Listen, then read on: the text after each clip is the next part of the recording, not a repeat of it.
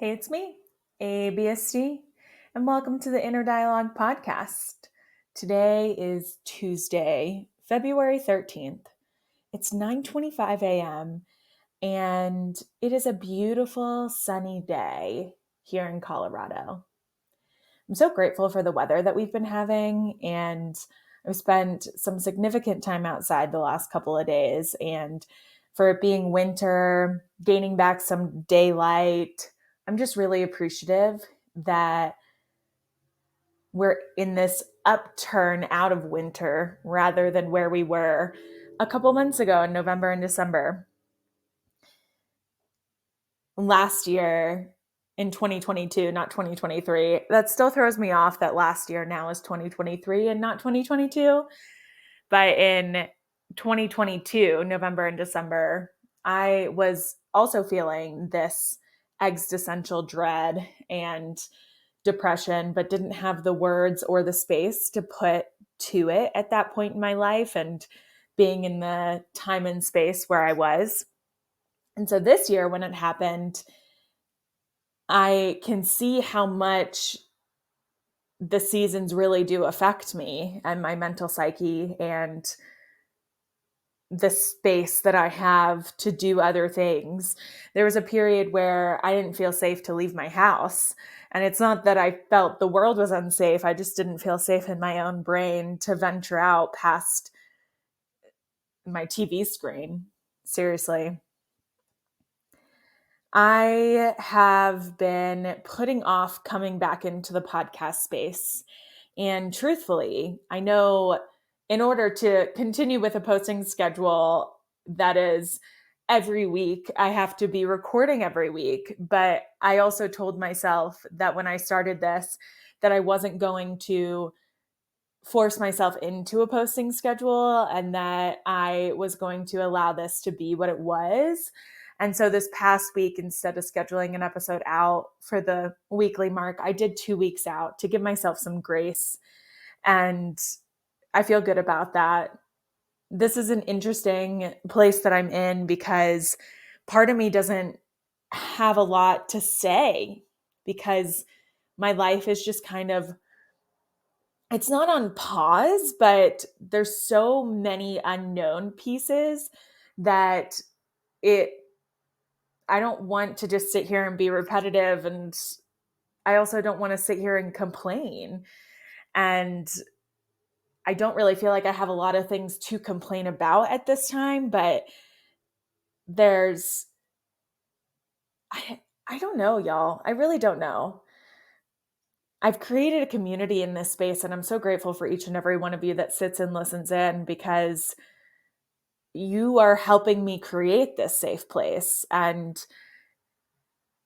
if there's topics you want me to talk about specifically, or you yourself want to be on the podcast, you know how casual this is and how it's just a space to banter and to be. And I would love to hear you and hear from you. And so please reach out. I would love to hear from you. Reach out on Spotify or on Instagram. And I would love to hear from you. My Instagram is the Alyssa Deloach. And this is a community that I want to grow and create like-minded people around. And if you are one of those people, I would love to hear from you.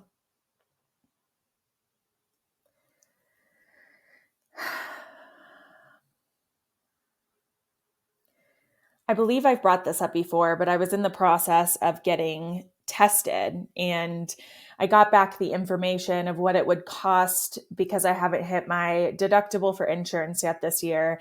And it would be about $1,300 to proceed forward with the testing and the diagnosis.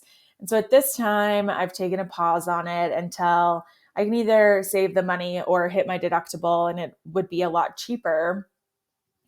And it's something that I really would like to do and feel led to do. And I know that as I continue to manifest that money to do it, I am learning more about my brain and how it works. Because of that process, I was told that I needed to stop smoking weed as much. I had been, and this is something that I really, it once would have been hard for me to admit, but now that I'm a couple weeks out from it, it feels a little easier to talk about. But I had probably smoked almost every day for the last 2 years, maybe even more at this point. But I wanted and had vocalized that I wanted to slow down on that. And when I vocalized that, a month or two later came in this testing aspect that I needed to stop smoking for.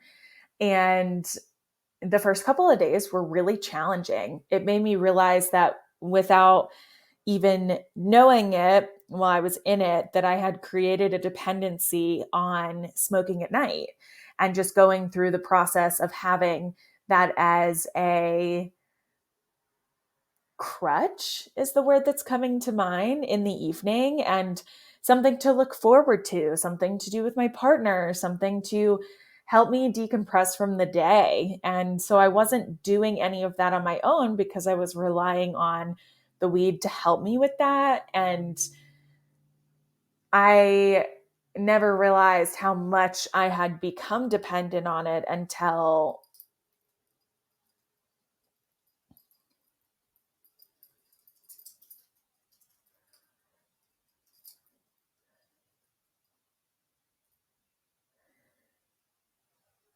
I went to stop. And the first couple of days that I was weaning myself off, I would have one hit or two just to help me wean off rather than just cut off completely. But now it's been about 3 weeks, almost to a month, that I have not smoked at all. And truthfully, I don't miss it. It's not something that I look for or crave. It's not something that I want per se. It's something that's available. And Nick asked me a couple of nights ago if I will ever smoke again. And the answer I gave him was yes, because just like drinking, it feels like something I will consider doing socially.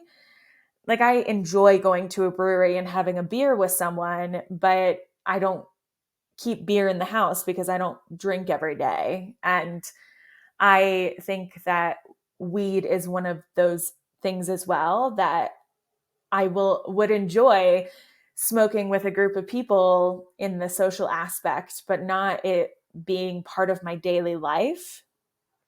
And something that's been really beneficial in that has been starting medication for my anxiety and depression. And I've been pretty open about my medication journey so far. And I my therapist is very pro medication and she believes in breaking the stigma around medication. And so when I was going through the process and it was becoming a conversation, um, I was grateful to have her as a support in that, because even though I didn't think that I had stigmatized medication, there was a subconscious underlying there that I had to work through. And now that I take medication every day now, and I see how much it benefits my life and benefits me in my thoughts and how I show up for myself and show up for the world. And I am really appreciative of that. There's a label on the bottle that talks about pregnancy, and I am not pregnant and I don't plan to be pregnant anytime soon, but I have been thinking about that a lot in relation to the medication and how that will look when one day I do want to be pregnant, and how that transition will be of going off of meds and wanting to protect my baby and make sure my baby is not addicted to medication as they are coming out. But it's been an interesting thought process that has come up for me because of the label that's on the bottle. And I am curious about when that time comes, what that will look like. And I will definitely share in this space of what that journey is like. But again, pregnancy is not coming soon. One day, I do want to be a mom and have a baby, but I tell people that I still feel like I'm raising myself a bit because I'm still getting to know me and what I need. And at this point, for me, I feel it would be irresponsible to bring another person into this world without being able to care for myself in the way that I need to. And also, right now, with our finances, it would feel irresponsible as well. A couple of things in that aspect. And I have not really talked openly about my nanny babysitting journey in this space because I think a piece of me has been a little bit embarrassed about it and embarrassed about that I've used that as a form of making money while I've been in this transition period. But last year, when I was babysitting and nannying, it wasn't a transition. It was just what was. And I nannied for a family that I love and adored for about 5 months. And I babysat day and night and ran myself pretty ragged, but I was bringing in an abundance, which was helpful for our family. And now I'm in the process of looking and applying for full time jobs. And that feels really aligned and really great for where I'm at and what I want to do moving forward and the growth of me and the growth of learning and developing. And as I'm in this transition period, I've found a couple of families that I am babysitting for on a regular basis. And I'm grateful for that. And they live in my community and less than 10 minutes away from me. And it's very accessible. And I have always been a person who has been around children in the childcare industry with working at a nonprofit and being a youth pastor and um, being a teacher and just all a summer camp counselor. Just all of these different aspects have surrounded around a relationship with children. And now that I'm far enough away from my own childhood, I have such an appreciation for kids and for the uniqueness and innocence that they carry inside of them. And it's so fun to me to be able to answer questions and to watch how their brain works and what interests them and to support what interests them. And they're the next generation of people, and to be able to love them for who they are and teach them that they are an individual, but also part of a collective whole. It's amazing. I went yesterday to a site visit for the grants committee that I'm on, and most of them have been online, but this specific nonprofit asked for us to come in person. And so me and the review too both said that we were open to that. And I'm really glad that we did go in person because it was a beautiful place to be and to see what their mission was and to watch them play it out. And it's a nonprofit that I did recommend for funding, but I it's also a nonprofit that I find is near and dear to my heart now because of the work that they do and how they help teach kids the importance of learning, not just in the classroom, but also outside of that, and support learning in nature and the connection that we have with the earth. And as an adult, I have been developing further my connection with the earth and how I interact with Mother Earth and live on this beautiful planet. And that's one of the many reasons that I'm going to grad school for eco psychology and interested in the connection between humans and nature and how they have social impacts and how we can take those social impacts into consideration when making plans for our world. And I it interests the shit out of me, and I am excited to see where it all leads and where it goes. I think circling back to the feeling of being embarrassed about babysitting, it plays into the idea of being a productive member of society and the typical way that I was taught and the expectation of being one way and having a career that looks a certain way and making money in a certain way. And so it's been something that I've been hesitant to talk about because I have felt this shame around it that I am no longer wanting to hold on to. And I believe that any way that we show up for ourselves, as we are showing up and doing the things that feel aligned with us or that we need to do for ourselves or for our family in this moment in time, is showing up. And we should be proud of ourselves for that and give ourselves grace for however that looks. And for me, I was not giving myself grace. And it's interesting because I enjoy it as well, but I know it's not something that I want to do forever or long term. There are a couple of families that I see myself having relationships with long term, and that's beautiful and something that I want. But it's not a career that I want because I see something totally different for my life and for my goals. And it's been a stepping stone to allowing me to be where I am today and to be mentally and emotionally ready for working a full-time job again.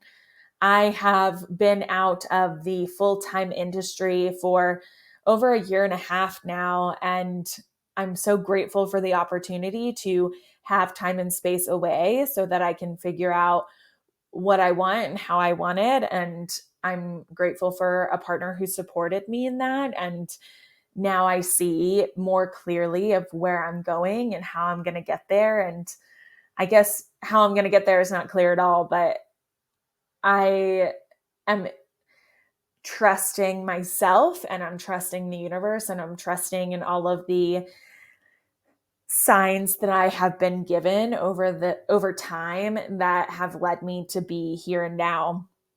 And I think back to myself a year ago, and if I would have started a full-time job and us moving here, what would that have all looked like? And would it have worked out the way that it did? And would we have been open to moving to where we are? And there are a lot of aspects that I know they worked out the way that they were meant to. And I am incredibly grateful for that. Right now, I am building new habits into my life. A habit that I have built very well that I now identify as being a reader, and I love reading. I have read about 16 books this year already, and that's more than I read last year total. So that feels really amazing. And I am starting to identify with being someone who does yoga and who meditates every day and who journals every day and really tunes in with my spiritual and higher self. And I am starting to integrate that habit into my morning routine, which feels really aligned. And so this past week, I have been doing a 30-day yoga challenge. And yesterday's, so it's a morning stretching video, and then it's flexible body, flexible mind. And so the flexible mind part is a challenge that the instructor gives to grow ourselves in a different way. And there's a word that it's centered around. And so yesterday was grounded. And part of that flexible mind challenge was to go and spend 20 minutes in nature uninterrupted. And after my site visit, I decided to just drive a little bit further up the road and found a trailhead and went and sat by the river and the moving water and sat for 20 minutes uninterrupted and did a little bit of walking around and channeled a bit of light language and song, which was interesting, and built a small snowman and just enjoyed nature and listened and spent time with myself. And I have found through that and through this challenge that I'm doing of how much that I enjoy being challenged with things in that aspect, and that might make me uncomfortable, but to do them anyway, and to be okay with the unknown of what the result will be. And in general, in my life, I've been pretty comfortable with that. But there have been moments recently that my psyche has told me that I'm not. And so I am relearning that skill. And I think this yoga challenge that I have found just through YouTube has allowed me to grow that skill even further. And I'm grateful for that. I'm grateful that I am continuing to show up and continuing to be present in that way. And I'm not going to lie, this morning my body was really tired and showing up to the mat felt challenging, but I did it anyway and I showed up, and I feel really proud of myself for that. This week is Valentine's Day. It's tomorrow. Me and Nick don't really celebrate Valentine's Day, but I'm making him a heart cookie and I'm going to write, "Will you be my Valentine?" on it. And I have a card for him, but it's so close to our anniversary. We just don't really do much for it. And it's never really been super appealing to me, but it is an opportunity to lean into love. And whether you have somebody who you celebrate Valentine's Day with or not, it's also an opportunity to practice self-love. And you won't hear this until way after Valentine's Day, but maybe it's a good reminder today, whenever you are listening to this, to do something for yourself in self-love, whether that's as simple as giving yourself a 10-second hug or some laughter yoga, or going out and buying yourself flowers, or taking a walk, or spending 2 minutes taking deep breaths. Whatever that is, practice some self-love and self-care today is my challenge for you. And it'll be my challenge for me too. And we can hold each other accountable in that way. I love you endlessly. And I'm grateful for you and grateful for all the time that you spend with me in this space and allowing me to show myself grace through all of the moments in it. And I am appreciative of how I show up and how you show up. I love you. Have a beautiful day. Love loudly, take up space, be awesome, and remember that you are the only you, uniquely and beautiful as you are. The world needs you and your gifts, so shine them, because I want to see them. And I want you to shine through love. Bye. I love you.